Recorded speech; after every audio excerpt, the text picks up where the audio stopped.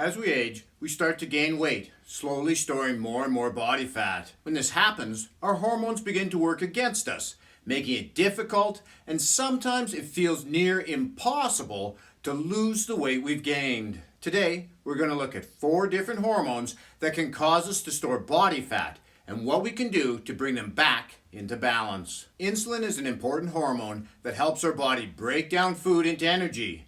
This comes primarily from carbohydrates. Some of this energy is used right away. The rest is stored in our liver, muscles, and fat tissue. It not only provides our muscles with the energy we need to train, improving performance, but it protects them from breakdown and staves off sarcopenia. The problem with insulin starts with overeating, and especially when we consume a lot of junk food and refined sugars, causing us to become insulin resistant. This can lead to obesity and metabolic syndrome. The first thing we need to do is stop eating the wrong types of foods, making the switch from processed to whole food eating, with a better balanced nutrition, reducing carbs and increasing protein and healthy fats. Protein foods can raise our insulin levels short term, but they did a 5-year study looking at over 20,000 men between the ages of 50 and 64 and found those with the highest protein diets had a lower BMI and smaller waist size than those who consumed low protein meals. Now, I wouldn't take this to the extreme and suddenly go on an all meat diet, as this will create other problems. Instead, have some protein at every meal,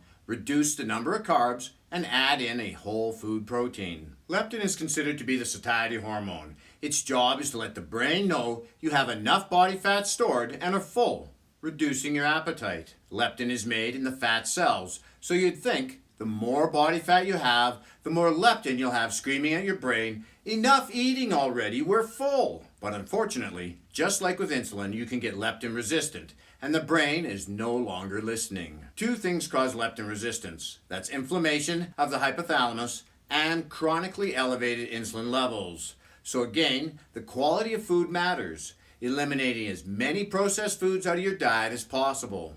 Omega-3 fats, like what is found in fatty fish and nuts, have been shown to reduce fasting insulin levels and inflammation. On the other end of the scale, we have the hunger hormone ghrelin. This one becomes a non-impact player with obese people. Typically, when your stomach is empty, ghrelin levels increase, telling your body it's time to eat.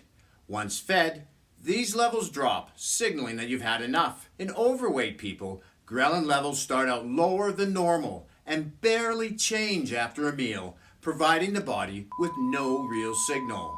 This is another hormone that is impaired by products containing added sugars, like soft drinks, and responds well to high-protein meals.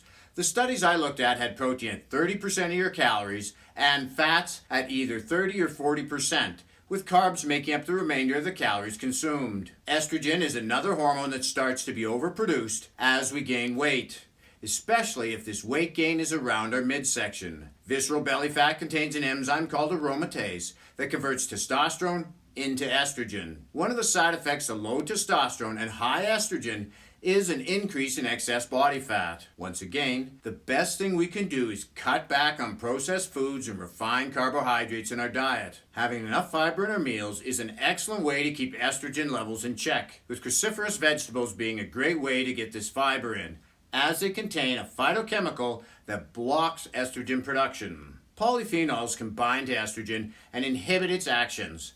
These are found in whole grains like oats, corn, and rice. Now, we haven't even talked about the role exercise plays in optimizing our hormones, with both cardio and resistance training having immediate and long-term benefits. Watch this video next to find out how to balance these different types of foods in your meal plan with an effective exercise program to get your body functioning the way it should and lose that excess body fat so we can keep working out while having fun. This is Lawrence from Fit and 50. We'll talk to you again in the next one.